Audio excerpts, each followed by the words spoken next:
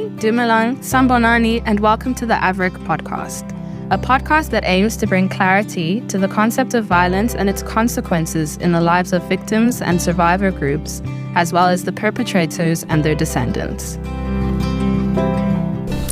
Professor Susanne Klausen is the Julia Gregg Bull Professor of Women's, Gender and Sexuality Studies at the Pennsylvania State University, and her work is nothing short of remarkable. She's a leading authority in several areas of historical research, including the captivating history of fertility politics in modern South Africa, the intersection of nationalism and sexuality, and the study of transnational movements for reproductive justice. In this episode, Prof. Susanne Klausen discusses the state's policing of mixed sex during apartheid, from its role in cultivating a culture of surveillance to the brutal methods of enforcement, to some of the ways the ugly lessons learned about race, desire and sex continue to haunt South Africa today. In 1959, Andries Hofmeyr, a 70-year-old lawyer, and Tendiwe Niawana, an administrator at Baragwanath Hospital, were prosecuted for contravening Section 16 of the Immorality Act that prohibited sexual contact across the white-black race line. Hofmeyr was the brother of none other than Jan Hofmeyr, a leading Afrikaner nationalist politician who was Minister of Finance and Education from 1939 to 48 and Deputy Prime Minister from 1943 to 48. Hofmeyr was seen kissing Siawana in his law office, located on the second floor of the Union Center building on Pritchard Street in Joburg. One floor above, in a tea room for administrative staff, a typist named Catherine Bauer saw the kiss through his office window. At his trial, she said, quote, "He kissed and caressed the native woman 2 times, and she responded by touching his body," end quote. Also watching was a traffic inspector named J.A. Ward, whom Catherine Bauer asked to intervene. As Ward explained in court, he ran down to Hofmeyr's office, knocked on the door, and tried to open it. The door was locked, so he tried the door next to it and found that door was also locked. When Hofmeyr finally opened the door, Ward told him he had seen him kissing the native woman and that, in his opinion, he had committed an offense. J.A. Ward was self-important and confident on the stand. When asked by Hofmeyr's attorney, quote, "What right did you have to go into the accused's office?" end quote, Ward replied, quote, "I considered that he had committed an offense and therefore had the right as a citizen to go into his office," end quote. He also pointed out that on that day he had been in uniform, his traffic inspector uniform, and was on official duty. In essence, Ward had committed a citizen's arrest, and this was legal. This was legal. The Criminal Procedure Act 56 of 1955 permitted, quote, "any peace officer or private person," end quote, to enter, indeed break down the door of a premises when a crime has been committed. This arrest for displaying sexual desire was nothing unusual under apartheid.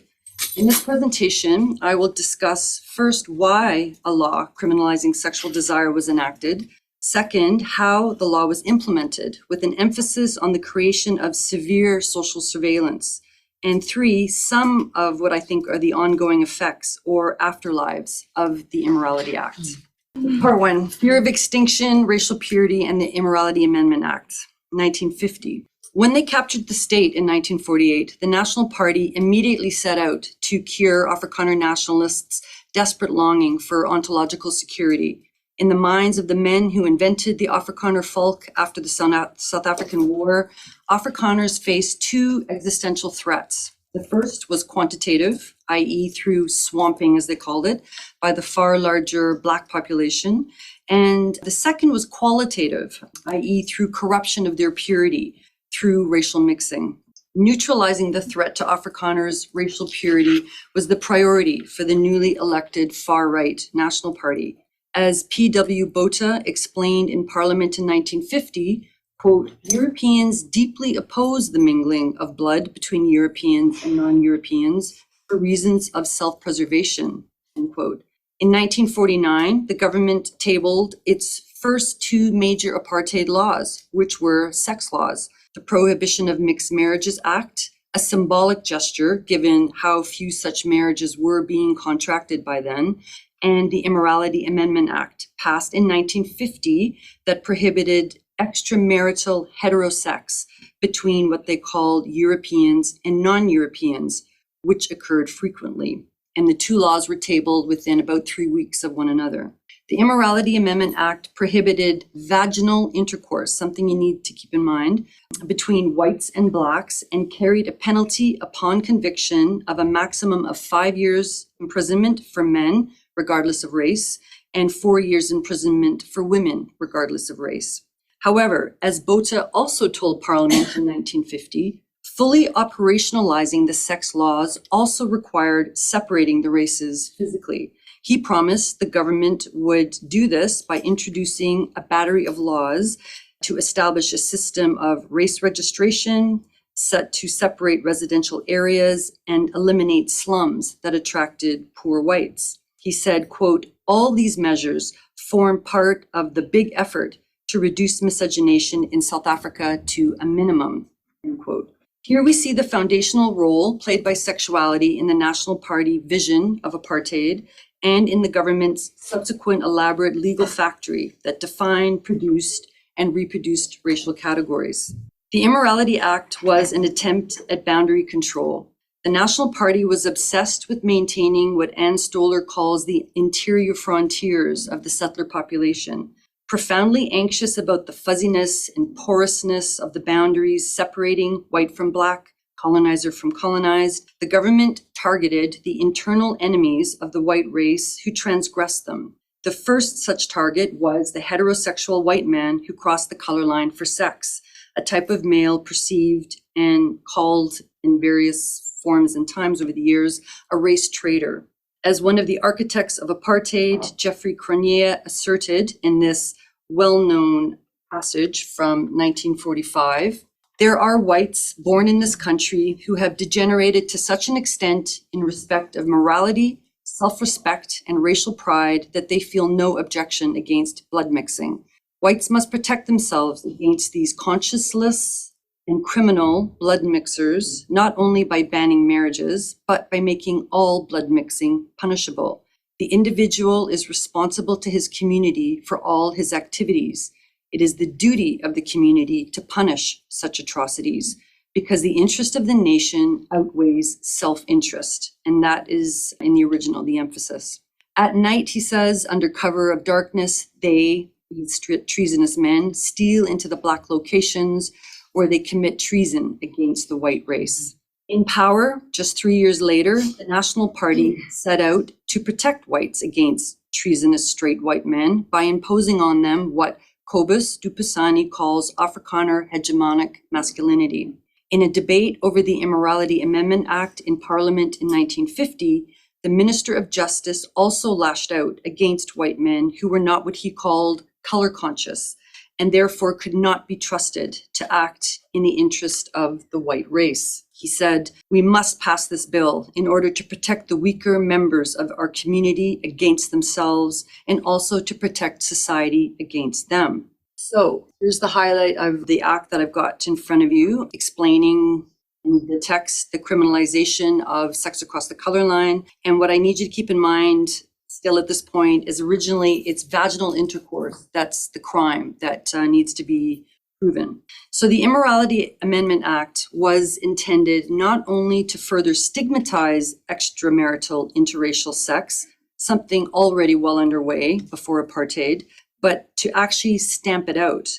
With passage of the act, the National Party abruptly revoked authorities' long-standing toleration of white men's sexual access to Black women outside of marriage.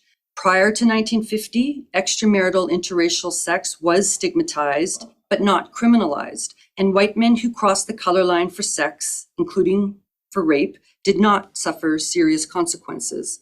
That changed dramatically after 1950. And here I show, as some of my colleagues from STIAS will recognize, two charts of statistics that took me months to assemble because the National Party really did never wanted to make these statistics available.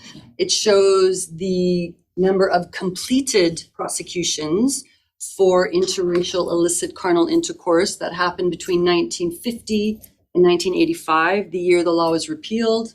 And you'll see it's just under 20,000. And this next chart shows the number of convictions for interracial illicit carnal intercourse in the same 35-year period. And as I say, almost 20,000 South Africans were fully prosecuted and over 10,000 convicted. This does not include those who were arrested and had incomplete prosecutions or against whom charges were dropped, likely thousands more. So as you can see from those numbers, I know it was brief, but trust me, the single largest category of South Africans arrested and convicted were white men. Very few white women were prosecuted for contravening the Immorality Act. And when they were frequently acquitted. To give just one example, in Johannesburg in 1956, a young unmarried white woman had a baby that was declared mixed because of a blue tinge detected around the child's eyelids. Pressed to name the father, she confessed to having sex 3 times with a particular African man. And though he denied it, the couple was prosecuted. But they were acquitted because the state could not prove vaginal intercourse had taken place with this particular man that she named. As the magistrate said, quote, "In cases of this sort, we cannot rely on the evidence of the woman alone." Unquote. Clearly, my argument that the Immorality Act was intended to police white male heterosexuality is counterintuitive, for I often find when stating this that listeners are skeptical or dubious.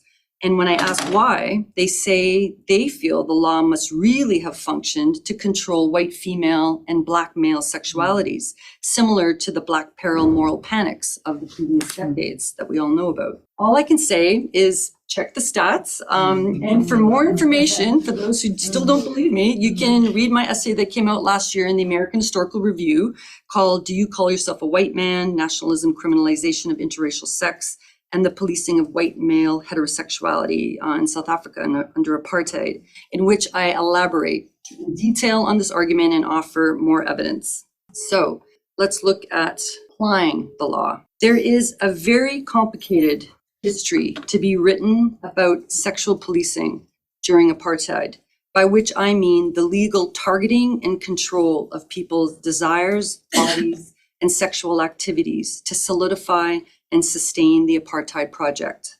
The Immorality Amendment Act, enacted May 1st, 1950, was the first repressive law passed by the National Party.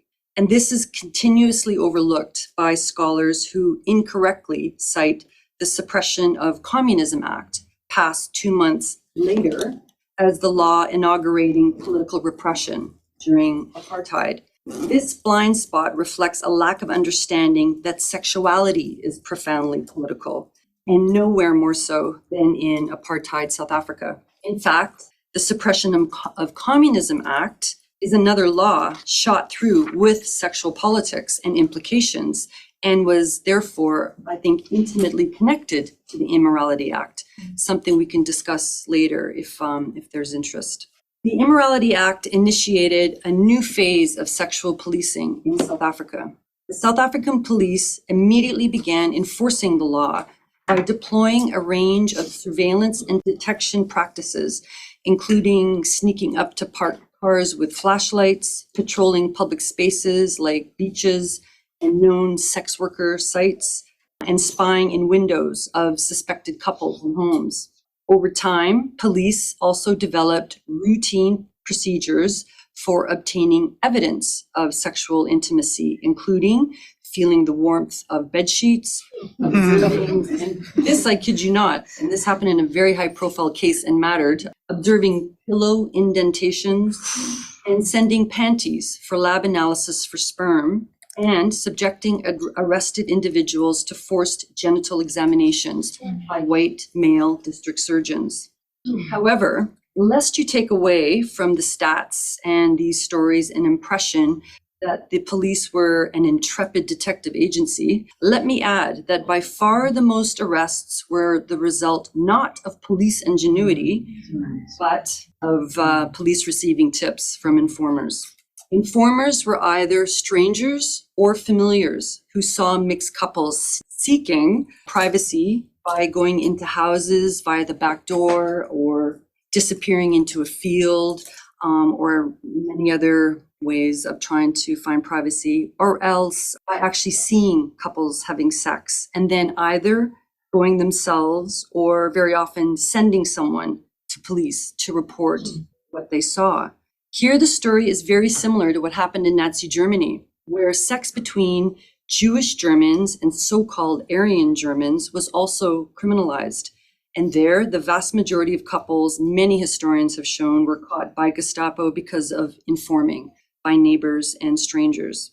Voluntarily reporting to the authorities the assumed or actual misconduct of one's neighbor has been a constant feature of human communities. From the betrayal of supposed heretics, homosexuals, and witches in early modern Europe to the authoritarian regimes of the Soviet Union, Communist China, and especially East Germany in the 20th century, individuals have informed secretly or openly on others. While ubiquitous, however, informing is not some kind of anthropological constant of human behavior. Instead, it was and is subject to different social and cultural conditions.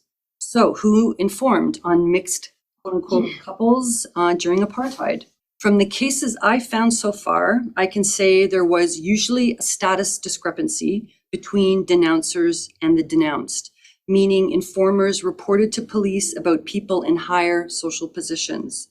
Usually informers claim their motive was moral or ideological, i.e. they simply believed they said in law and order, or else they fully subscribed to apartheid's mission of separating races.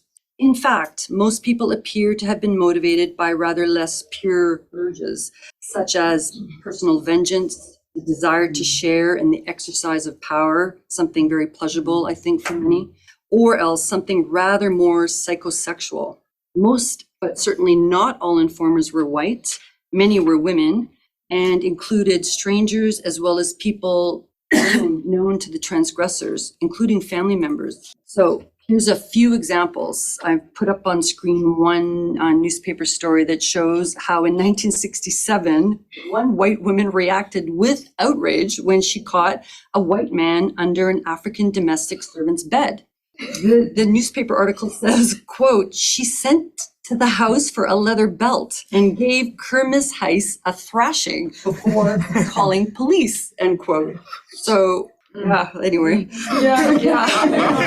It's remarkable. I'm thinking, what is she, some kind of folklore figure? Does she know the guy? Like, I couldn't find more detail on this case. In 1957, and as another example, a very interesting one, just to give you a brief overview, the 70-year-old deputy mayor and member of the local DRC council in a small town called Murraysburg, an Afrikaner dorp basically, a man named Johannes Damas was arrested after a white woman who saw him exposing himself to her teenage Black domestic worker. She sent to police. She first, though, confronted Damas with a question loaded with apartheid sexual morality, asking him, quote, do you consider yourself a white man, end quote? Yet, during the trial, what emerged was that she herself had been previously censured by the DRC Council, of which Damas had been a member. One more example. In 1959, a white woman who owned Elfin Farm in Constantia called the police after watching, I kid you not, 6 people, a white woman and 5 colored men, have sex. What makes her case interesting is that she called the police after watching them for literally 3 hours. It's press dubbed, quote, a 3-hour orgy. Finally, you'll recall that Hofmeyr was arrested because 2 strangers, Catherine Bauer and J.A. Ward, reported him to police. Both knew that Hofmeyr came from an elite Afrikaner nationalist family, and Ward's testimony suggests he was very proud of his citizen's arrest of a man of such high social standing. In sum, the Immorality Amendment Act fostered the creation of a society of mutual suspicion and social surveillance, including for people who were not interested in formal politics, but who did feel criminal desire, a world in which watchful eyes were feared to be ubiquitous. People who fell in love or pursued transactional or casual sex across the color line became fearful, even paranoid about their neighbors and strangers who might have seen them together, something clearly conveyed in people's recollections of trying to date, party, or buy sex across the color line. One immediate effect of sexual policing and social surveillance was that I think South Africans became very skilled at protecting aspects of their private lives by means of concealment and outward conformity. Informing may have been a way of making the private public, but for some South Africans, it also steeled their resolve to protect their privacy even more so. I suspect the widespread police and social surveillance spawned by the Immorality Act also undermined white cohesion, even despite itself, something we can talk about later if there's interest. Nevertheless, despite this vigorous enforcement, the Immorality Amendment Act failed to halt white men's pursuit of interracial sex, something that frustrated and embarrassed the government. And their embarrassment was intensified by constant reports of white men evading conviction and incarceration, while the Black women with whom they were arrested were imprisoned.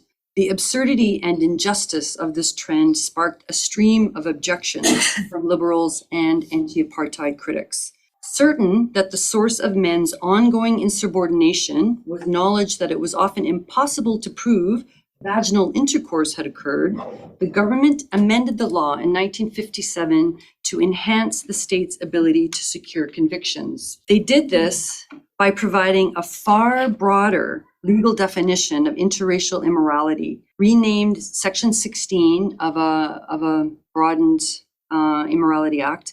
It now became illegal to openly desire or intend to have sex across the color line. Specifically, it became illegal, if you read the legislation, to, quote, entice, solicit, or importune someone to have illicit carnal intercourse, or to commit an immoral or indecent act, or to conspire to have illicit carnal intercourse, end quote.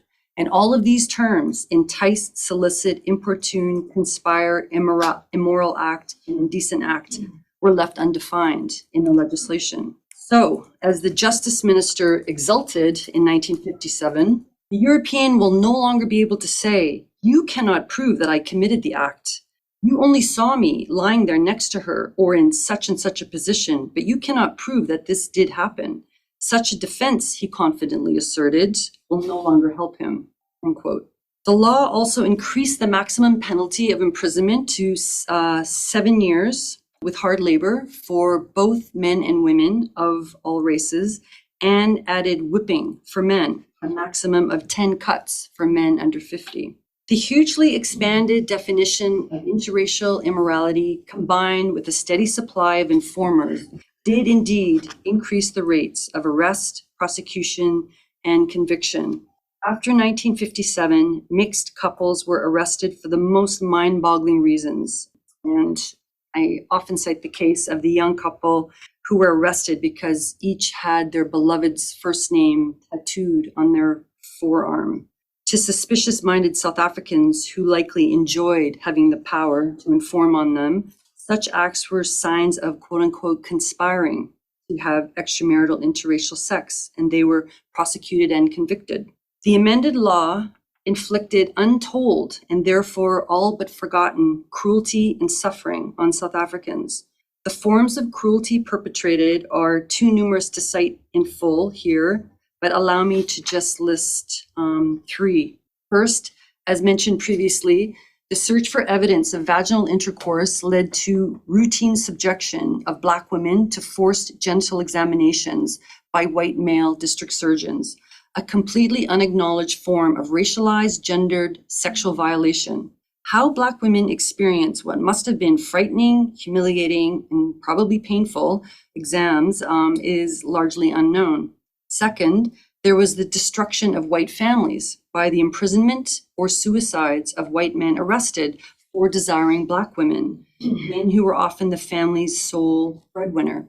For one example, in 1962, a white man named John Ferreira, I think is how it's pronounced, and Sarah Titus, a quote-unquote colored woman, they were arrested for sitting on a blanket together, fully clothed, near the city of Port Elizabeth. The police state they had seen Ferreira's car parked half in the bush, end quote, and upon investigation found the couple together about 75 yards away from the road. And the police interpreted their effort to go unseen as evidence of conspiring to have sex.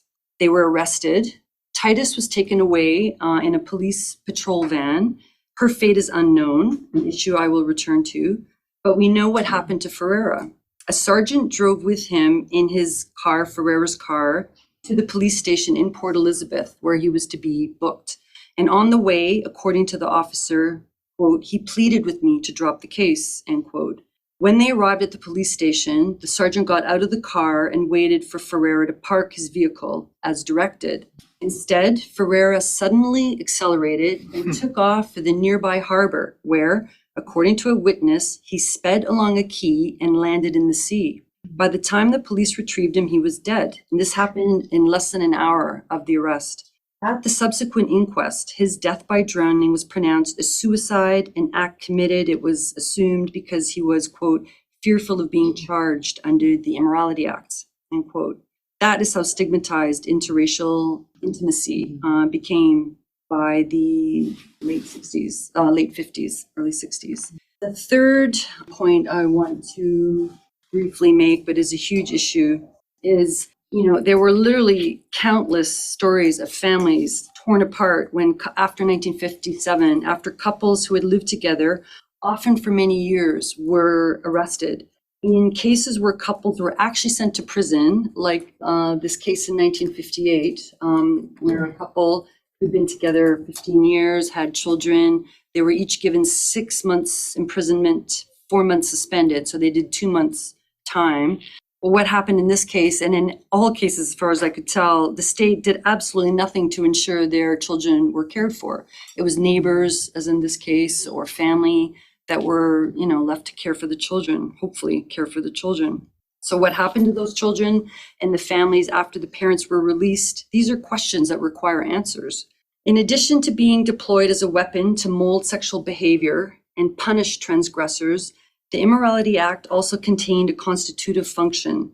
The Act encouraged the social production of race by functioning both as a method of coercion, which I've been discussing, and a kind of taxonomical practice that helped to organize South African society into races that seemed natural and biologically real.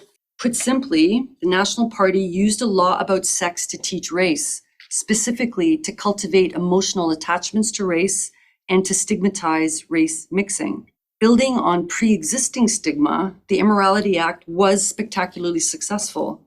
Already by 1960, according to an often cited study by the sociologist Pierre Vandenberg, who published the study in 1960, quote, miscegenation was viewed by the vast majority of South African whites as a vile and debasing practice, end quote. In whites, he reports, just hearing the word miscegenation, quote, brought forth a feeling of aversion, end quote. The lesson of race was also learned in Black communities, something interesting and I think little understood. For example, Jonathan Jansen, who is a Black man, as you all know, recounts in his 2017 book, Making Love in a War Zone, how he and his lighter-skinned colored girlfriend and now wife, Grace, were treated by her family when they began dating in the early 80s. He writes, my father-in-law did not show up for the wedding. My future wife had to leave her family home the moment we asked permission to go out together, a tradition in those days. There were certain members of the family who she visited on her own. My presence was not welcome. I was a confident human being and a proud Black man, but those things stick when it comes to flesh and blood, end quote. So moving on to part 3, the afterlives. So I've highlighted just a few of the cruel dimensions and immediate impact of the Immorality Act. And in this final part, I would like to discuss just a few of what I think are its lasting effects, many lasting effects, starting with ongoing aversion and hostility to interracial intimacy. This is the best understood afterlife of the law, the persistence of aversion and hostility to interracial coupling. There is, surprisingly to me, precious little research on interracial relationships post-1994, but the work that exists, along with a mountain of anecdotal evidence, indicates there is still prejudice on all sides to mixed dating and marriage, not just in white families and social networks, which we might expect, but also in Black families and communities. Jansen's book, Making Love in a War Zone, which is about mixed dating among students at UFS, reports that couples continue to be subjected to various forms of reprisals from strangers, including what he calls the stare, the snipe, and the snub, unquote, as well as rejection by some students' families. He writes, quote, "To this day, there is a complex array of sanctions, both subtle and direct, that continue to operate to discourage and frustrate interracial unions of all kinds," unquote. And there are many poignant first-person narratives that confirm this, and I'll just give you one. The journalist, I'm not sure how to pronounce his name, Mpo Lakaji, wrote an essay for the BBC 9 years ago about the difficulties he and his wife Daniela encountered when they went public about their relationship, and not only in their families. He writes, "When I started dating the woman I was to marry, many of my friends and some of her family, Black and white, were united in opposition. Some members of Daniela's family were not at all keen. One even refused to let me into their home. They told her I was not, quote unquote, good enough for her. Daniela's uncle, who arrived in South Africa in the early 80s, was extremely skeptical about our relationship. He refused to let me inside their house. Daniela's white South African friends also warned her about dating a Black boy from Soweto. Daniela and I had to take a conscious decision to disregard those opposed to our relationship. My peers from Soweto were equally opposed. One of my childhood friends, Muzi, repeatedly told me he would never date someone who was not Zulu, let alone a person who was not Black. Thankfully, most of my family members, including my grandparents who experienced the brutality of apartheid and racism firsthand, they surprised me by warmly welcoming my wife-to-be. Most of my relatives told me it did not matter to them whether my partner was Black or white, South African or not. However, problems started to arise from my side of the family when we had our son. Questions were being raised about Daniela's, quote, lack of commitment to our traditions. Daniela and I both agreed that culture evolves, and therefore we would only follow what is practical. But some members of my family remain totally opposed to our views. They feel Daniela needs to follow or perform most of our traditions. For example, shortly after our son was born, Daniela was supposed to spend 10 days at my mother's house with the baby. But for us, this was not practical. And he goes on, and it's a very interesting piece. The ongoing prejudice against mixed relationships is really not a surprise. Studies of perceptions of race and interracial socializing in the past 15 years in settings ranging from beaches to university dining halls to restaurants universally find ongoing self-imposed segregation and resistance to interracial intimacy. And this is not limited to white-Black social relations, since research also shows there is still substantial intra-Black prejudice.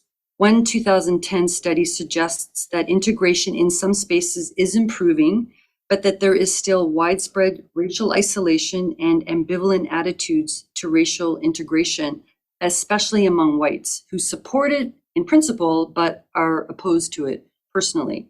And given the urinator incident, I know this is not news to any of you here. Ongoing resistance to integration is, of course, not the result of the Immorality Act alone. The law operated in conjunction with all the other race laws passed in the 50s and 60s, the Afrikaner churches, and many other racist institutions to imprint awareness of race and fear and disgust at interracial intimacy on South Africans' psyches. This includes the psyches of the opponents of apartheid, including the ANC, who never questioned what Jerry Murray, in his book Declassified, calls the race thinking that was entrenched over centuries of settler colonial rule. And post-1994, the ANC are sustaining race thinking by continuing to insist citizens belong to what are now called population groups, but are labeled, like before, white, colored, Indian, and African. Jonathan Jansen also criticizes the retention of racial categorization in official discourse since '94. He writes, without flinching, government reports on everything from health to education to death certification and still birthmark its citizens according to the 4 population groups, thereby leaving unaltered the spine of the apartheid body politic, unquote. Consequently, and unsurprisingly, he writes, research shows that among students, a race-related form of social identity is the most consistent influence on students' racial prejudice. The second afterlife that I think is present, I know is present, is to be found in South Africans' emotional landscapes, not least in the form of personal trauma and intergenerational trauma. And here I'm speculating. I have no evidence other than anecdotal, but research on trauma in other contexts, as you here would know better than I, leads me to suspect that trauma related to enforcement of the Immorality Act has been transmitted to people in the present. Clues are everywhere, and I've already given you one, and that was Jonathan's quote about his father-in-law never showing up for the wedding and how his wife's family had to leave the home and so on. The very last line is, he was a proud Black man, he says, but those things stick when it comes to flesh and blood. And I've spoken to Jonathan about this, and he, the anger and the hurt are still very close to the surface, as probably a lot of you know if you've met him. I also wonder about the white children who lost their fathers to suicide after they were arrested for apparently desiring Black women. What about the children of men like Ferreira, whose shame at being arrested was literally too much to bear? What secret shame do the children of those men and their children, what secret shame do they continue to carry today? There is evidence at the time, during apartheid, of children of such men as Ferreira being taunted at school by other students, even after their fathers had killed themselves in such a variety of ways I've discussed before, from mainly shooting themselves, but all kinds of ways, to the extent where a lot of kids dropped out of school because they couldn't take the taunting. Widows took their children and moved to give their kids a chance to start over and so on. So what do we do with that? Where is that now, that trauma? Or what about the children whose families were broken because their so-called mixed parents were discovered? They must have suffered greatly in ways unacknowledged by society then and now. How was their experience of loss and pain internalized and transmitted to their own children and grandchildren? Same for women and men who were publicly vilified for crossing the color line for sex. How were they marked psychologically and emotionally? And what has the transmission of those marks done to their families? As Jerry Murray writes, quote, the legacy of race wounds all those who are forced to live within its categories. These are deep psychological scars that need to be acknowledged in ways that address the past as it continues to be experienced in the present. And just a couple more brief mentions. I wonder about the legacy of the Immorality Act's racist sexualization of Black women. As Pumla Gokola, Anne McClintock, and others have shown, slave societies like South Africa constructed the stereotypes of African hypersexuality that sought to justify and legitimize the rape of enslaved and Black women. As Gokola writes, South Africa was founded on, quote, the trauma of slavery and sexual subjection, end quote. And constructing enslaved and Black women as excessively sexual meant that they would not have been rapeable even when free.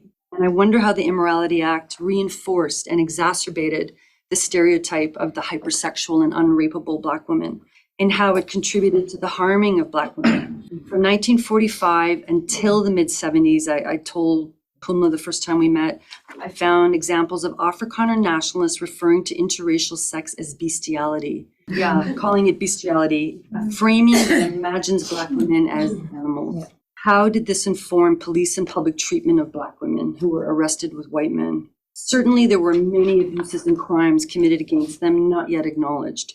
As I've stated earlier, women in at least the urban areas were routinely subjected to forced genital exams by white male district surgeons looking for sperm to be given in evidence against them. In addition, women's testimony that they were in fact raped by those white men was often disbelieved in court because they're not rapeable. And they were sent to prison in higher numbers than white men with whom they arrested, including in cases of women saying they had been raped. Being disbelieved, there are cases of Black women being found guilty of immorality, along with the men they accused of raping them. It's mind-boggling. There is also anecdotal evidence that Black women were raped after being arrested. After being arrested, men and women were taken, as I told you, to police separately, and women like Sarah Titus, who I mentioned earlier, were taken to police station in separate vehicles, and undoubtedly some were raped were en route. Testimony does exist that this happened, such as a statement in court I found by a Black woman in Natal in 1961 who describes being in a police van when the police turned off the road, parked out of public view, and gang raped her. What is the legacy of the ritual degradation and sexual violation of Black women and how society sees them? More importantly, perhaps, what is the legacy in how they see themselves? We need to know much more about the Immorality Act in relation to modes of subjectivation. Paraphrasing Dagmar Herzog, who writes about sex in post-fascist Germany, what was the corporeal impact of South Africans of all races of Afrikaner nationalism, an ideology that enforced sexual fear and self-restriction? In 2006, the visual artist activist Zanele Moholi asked in her first published photographic collection, Only Half the Picture, she asked, quote, "What do we see when we look at ourselves?" End quote. And Zethu Madabene says that this question calls, quote, "a deeply challenging introspection requiring Black women to reflect on the ways in which history has made us not look at ourselves, but be looked at," end quote.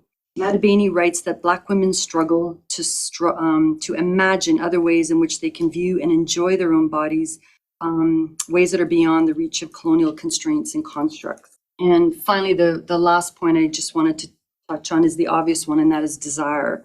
How has the suturing of sexual desire to the Apartheid project shaped desire for South Africans today? On Monday, I went to Azil Kutsia's presentation in which she reflected on the intimate relationship between growing up white and female in a society in which the state worked very hard to deploy sexuality in order to reorganize South African society in such a profoundly racist way. And she asked, and I'm quoting her here with permission, "What happens when I emancipate my desire from the dictates of white genealogy?" Unquote.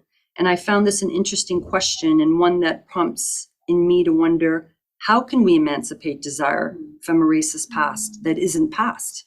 So to conclude, Jerry Murray in Declassified writes that there are deep psychological scars that need to be acknowledged in ways that address the past as it continues to be experienced in the present. The apartheid legacy, like any legacy of race-related discrimination and racism, goes beyond body language and emotional scars.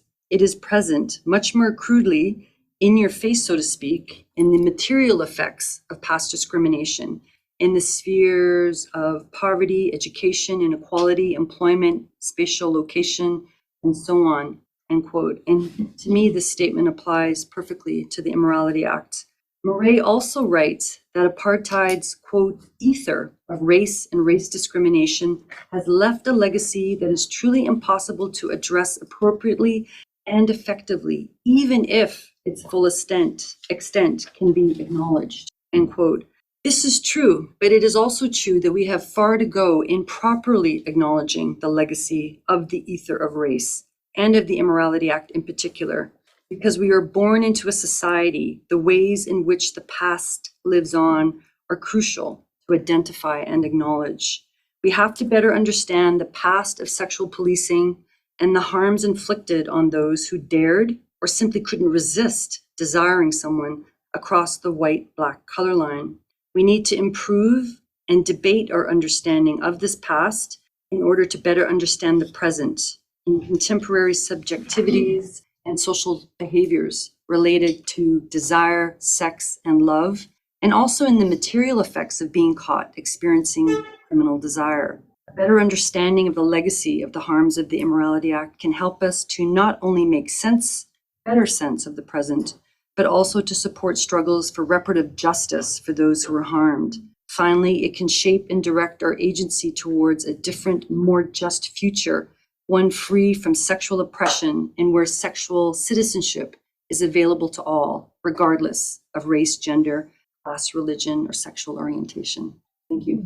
This was so amazing. I mean, I am particularly really inspired by the way you wrap it up with the afterlife, with the points around the afterlife. And particularly what struck me the most about that, everything struck me, really so powerfully. But you're mapping out the emotional landscape, the issue of the emotional landscape, and thinking about that also in the context of your reference, almost in passing to the emotional attachment of the Immorality Act. And just the word attachment, I mean, that is quite heavily laden, that word attachment, because it lives on. It's an attachment in the psychological sense. When you are attached to an object, there's a sense in which that's who you take on, that identity. And when you pair that with the idea of the emotional landscape, that is a field of exploration for us that remains to be explored. What is it? How do we see the repercussions, the continuing living afterlife of this emotional attachment to this idea of bestiality, of the woman's body, the Black woman's body? It's a question, but it's an area that I think we can engage even much deeper in terms of what it means, especially when we think about the urinator, we think about the stuff that happened at Free State University with the excrement given to Black people to imbibe and eat, what all that is about, and how this idea of the emotional landscape actually offers us language to reflect even more meaningfully on the continuing impact of these laws on white people. And as you say, as you point out, on Black people as well, how do we see ourselves? That last quote was so powerful. So, really more just to kick off my own impressions. We have 15 minutes, so if you have a thought to respond, but I do want the audience to define for us the conversation. Yeah. I know that some of our people, and I'm looking at one of them now, who is already inspired to ask the first question, which is then Viran, with one of our postdocs. Thank you, Professor. So I'd just like to say a bit before I ask my question, because a year or 2 years ago, Roe v. Wade was overturned in the US, and it happened to coincide with the rise of probably the worst Christian nationalist movement we've seen since apartheid in South Africa. And I think a lot of these processes, you've dated them to modernity, but I'm thinking of the 1215 Lateran Council ruling, which forbade Christian men and women to have sexual intercourse with either Jews or Muslims. And obviously at that time, there was a very tribal understanding of religious groupings, and that may have fed into biopolitical ideas of race. So I think historians would call the system a longue durée, if anything. So I'm just wondering, in what ways do you think about, the continued existence of the system? What structurally might need to be done to overturn some of these things? And do you see any sort of pathways for changing the kind of, which I think is almost a Christian mythological view of purity that informs a lot of these ideas. So, I think a question for psychoanalysis would be, what is the psychological problem with purity in itself? But then how would we stop this idea of purity informing our practices? That is such a profound question, and I've thought this myself. I have a colleague where I used to work at Carleton University for a long time, and a colleague there just wrote a book called Against Purity. It came out a few years ago, and I love it. I love that argument of the deliberate critique and pulling apart the obsession with purity. And we see it in everywhere. Even I adopt animals from shelters, and I have friends that are very interested in certain purebreds of animals. And so I'm going, why? by adopting this purebred, there's dogs on death row, like we kind of have a sort of a silly conversation about a interesting obsession with this idea of purity. How to end it, I really don't know. I'm not a psychologist. That's why I told Capano he had to come today, because that's his job to find ways of ending it. Obviously to critique it, to expose it, for me as a historian, to expose what's attached to it in history, which is cruelty and suffering, and in this context, unacknowledged cruelty and suffering. That's kind of all I can do, I think, and to confront it when I see it in the present as well. And I made the flippant comment about adopting animals, but in all kinds of ways, we bump into this obsession with purity, and so we need to confront it explicitly. But you asked about what to do structurally, and for me, this is interesting. I've been coming to South Africa for a long time, and I think, and I've heard others say this since I got to STIAS, that there has been a kind of a sense, especially among whites, that apartheid's kind of been there, done that. We've dealt with it. Let's get on with it. Let's not look back, blah, blah, blah.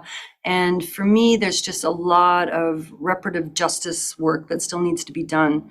And I don't mean any more discussion about, of course, we need discussion about emotional impacts of certain crimes, but I'm very big on a class analysis, and I think there should be financial compensation for all kinds of crimes that are yet to be acknowledged, like domestic workers who were arrested for Immorality Act, whether or not it was consensual, or in some cases if they were raped but considered to have performed consensual sex. Those women who were sent to jail lost their jobs. That's maybe sounds like a kind of a trivial thing to point out, but what about those women who were the breadwinners, right? What happened to those families? How do we even begin to map the enormity of that kind of injustice that was inflicted on people who may not even have seen what happened to them or remember what happened to them as an act of racist injustice that needs compensation? So I suppose that's one thing we could do as historians, is to make visible these unacknowledged crimes. And I don't know practically really what can be done, but certainly I think there's a case to be made for trying to compensate for lost wages. I come from a working class family, so I want to keep it material and real. What did they lose materially as well? I think with the psychologists in the room, emotionally, but I'm so not a psychologist, which is why I told Capano we had to come, because afterwards we can discuss some of this. But I think the depth also of just how deep the aversion is ingrained, almost like a very deeply psychological aversion to Blackness, but at the same time, ironically, the desire at the same time. So there is this constant tension. Yeah. And mixed in with that, the shame of even feeling the sense of desire, particularly if you think about white children who were brought up by Black women and came to love these Black women as their mothers. So that intimacy, yes. and suddenly the teachings that actually you can't love this person because she's Black, because, you actually have to develop an opposite feeling of aversion. And so how that complicates love and hate and shame all at once. And what that means in the long term, when the person is an adult, having the history of these complicated emotions, speaking about that is the emotional landscape. It's the complexity of all that's going on. I often say, apartheid taught race so well, apartheid was building obviously on pre-existing ideas of race that arrived with the Europeans centuries ago, but they just so systematically elaborated and built on their explicit obsession with purity, and put in place such an architecture of race thinking that it, I think, succeeded. And we see that in the present still. But I also want to say I've interviewed South Africans who, grew up and unexpectedly had complicated relationships with that training. Like I interviewed one man who's now in his 70s, who actually came to a talk I did years ago in a different country, and afterwards came up and said, well, I lost my virginity with a Black woman. And I'm like, really? Can I interview you? So I'm like, he's like, sure. And he was happy to talk about it because he's very political. He ended up working for an opposition newspaper. He's white, but in South Africa, I got to kind of keep it generic. But he was raised by a Black woman, and she was very affectionate physically. His mother, he said, was not. So he actually had this emotional entanglement from the beginning of craving physical closeness with Black women. And he had a kind of a serendipitous encounter with a Black woman. I think he was 16 and lost his virginity with her. And I mean, the way he tells it, it was completely consensual. She was about 10 years older, and it was a really positive experience. And so he was someone consciously interrogating the messages being delivered to him during apartheid. So we also have to be careful to not homogenize any category, including whites. But absolutely, we see in sexual violence and all the ugly ways that these ideas are still, surviving. Yes. Thank you. Anel. I'll try to keep my question short, but I'm particularly interested in these ideas surrounding the self-preservation of whiteness in these moments of nation-making, because I think you also refer to the pre-apartheid moment and how that feeds into the strengthening of apartheid policies and the strengthening of the policies to include the intent and desire. So an intent, desire, and then civilian surveillance. So I would like you to speak to that, because this speaks to like the preservation of the corporate and individual Afrikaner and white body. Do you mind if you take a second, Chris, so they can take them? Yeah. Thank you for your talk. So there's a lot of comparison being made between the US and South Africa in terms of race relations at that time. And I'm curious, I think you slightly mentioned it, about in the US, there was this hypersexualization of the Black man's body and men actually getting lynched, for any sort of indication that they were trying something with a white woman. But in South Africa, it seems that was transferred to the Black woman. And I'm curious about if you found any research or you have any idea of why that was the case. Why was it that the white man and the Black woman were focused on? The white man was the deviant and the Black woman was hypersexualized? Because I think that's quite interesting. It is fascinating. In fact, I think this example of truly policing straight white men's sexuality, like the straight men of the ruling race, I can't think of another example in a colonial context where it wasn't just passed in law as an ideal. It was like these guys were hunted, some of them, including Hofmeyr, right? And I can give you other incredibly high status Afrikaner nationalist white men who were arrested for propositioning Black women for sex. So this is very interesting. And I think there's a lot to say. So I'm going to start with your question first while I remember. First of all, there are examples before apartheid of the panic of the hypersexual Black men. They're called Black Peril Scares in Southern Africa. Jock McCulloch wrote about it in what's now Zimbabwe. Jeremy Martins has written about it in Durban in the sort of early 20th century, and others as well. So it did happen here, similar to the States, which also included, murder of men suspected of, having desired or attacked white women. And the argument is very similar to the example of the States. It's often when white men were having either economic upheaval or fear of loss of control over their women and so on, and feeling threatened by Black male sexuality. So there are parallels.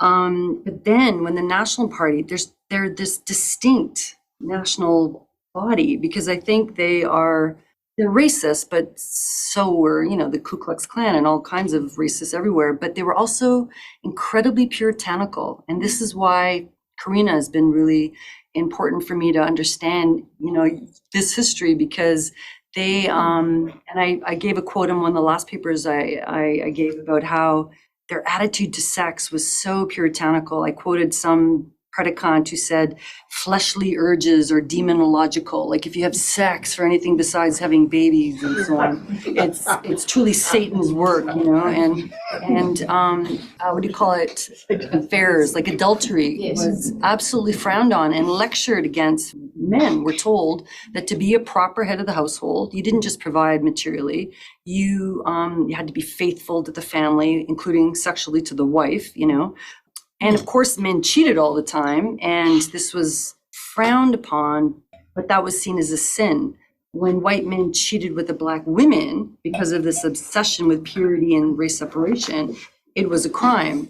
And so I think it's this break. I really do think something very distinctive happens in 48 when you have a national party that is far right, but also religious and puritanical. It's a very interesting, bizarre combination. And then they capture an incredibly powerful colonial state with such a police force that they can, mobilize to police these sexual fantasies that they have, right? So, Do you think that brutality then sort of gave them some sort of control, whereas in the US there was that loss of control? The US is a whole other ballgame that's not really... So I mean, to reduce the fear that the apartheid state managed to control this state and the population. I don't know, because the thing is in the United States, whites are the majority, whereas here whites have always been the minority. The whole Ursprung Svartavar thing, that's always been there and always was during apartheid. The fear of being swamped never went away. So the fear was always here. In fact, I mean, there's this book by Nikki Felkoff, right, about the worry state or whatever. Like, fear in South Africa is, we all know about it in terms of crime, but I also wonder about that as another legacy of apartheid, fear of extinction that these Afrikaners had that was so powerful. So they really were a really sick group of white men mainly, but they captured this incredible state. And it's just the weirdest. And they weren't even supposed to win that election, if you're a historian, right? They were shocked themselves that they won. It's just the saddest fluke of history that such an unexpected victory unleashed this nightmare. Did I touch on everything you asked? Yeah. And the other question was about... You wrote it down. Yeah. I told you my memory's going. Stoller in moments of challenge, I wrote down, because you wanted to know, when did policing of white sexuality really bite pre-apartheid? Well, I think here, I mean, I really lean on the works of mainly Stoller, who's kind of my personal god. I've never met her, but I know.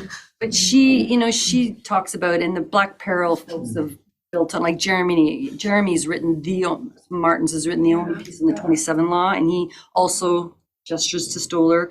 It's about those moments of incredible insecurity and panic that you see the doubling down on race division, the need for clarity of race, and the policing, right? And that's when you see the attacks on the internal enemies also really spike. And that's why I think, when they won the election in 48, the National Party really was in fear of extinction. I mean, they were since the South African War, and this was genuine, psychic.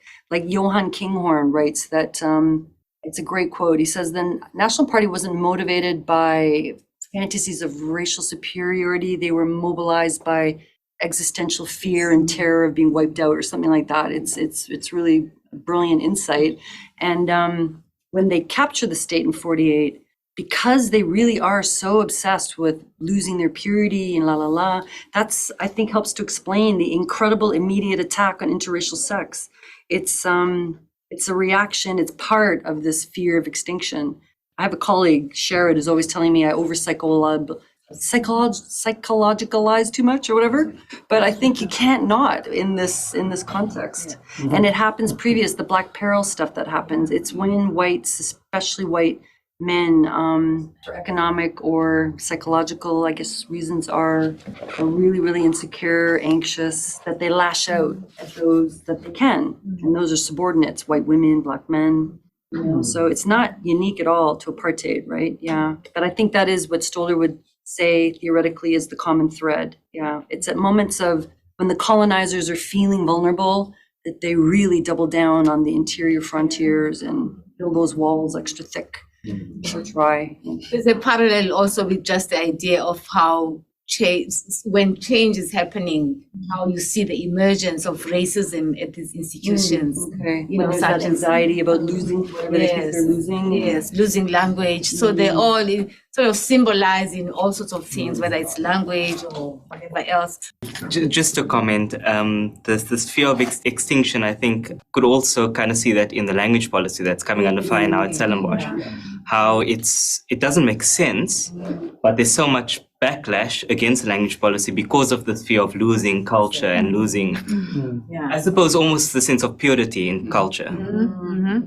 Purity of language, purity of culture, purity of race. In fact, they're sort of feeling overwhelmed that the numbers of the other are growing. So yeah, I mean, it's something Continuing. Yeah. So Danielle, I'll be quick. Thank you so much for your talk. There's so many interesting things. You spoke about miscegenation, and I wondered if you ever looked at colored identity, because obviously when they speak about colored identity or coloreds, they say that they came from miscegenation. And I just wanted to hear your thoughts on that, especially because you do, especially how they started to term and think about miscegenation, this mixing, because obviously we came from the mixing, etc. So I just want to hear your thoughts on that. There's so much to say about that. It's like, let me just say a couple things. First of all, the Immorality Act 1950 technically was about extending the law to quote unquote coloreds, right? Because the 27 law had already criminalized sex between Africans and whites. So when they won the election, there was so much panic about what was going on in Cape Town, where there was so much intermixing and intermarriage and just cohabitation. And so it really is about, explicitly too, you see in the debate about building wall between white and colored to protect whites from the colored. So the coloreds are seen, in fact, Grenier, Nazi basically, he does say that the colored is the enemy. I forget the terminology in Afrikaans, but that has to be, tackled because they've already begun to tackle it with Africans, right? They question the purity of the white. Yeah, it's about that. But at the same time, there's so much denial about how mixed Afrikaners are when you read the debates. Oh my God. Seriously. When you read the debates, I was telling someone this, there's a United Party guy named Barlow who starts to name families in Parliament that are very well known, apparently, for having yes.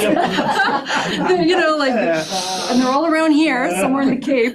They had, I forget now the names, but were well known to have wives that were, not European or whatever. And the National Party, I quoted in the piece I published, they're so disgusted. They can't even face it. Like they're in such denial that they're mixed themselves, I still remember that quote, the vile insinuations, quote unquote, are so obscene. Some National Party members walk out of Parliament.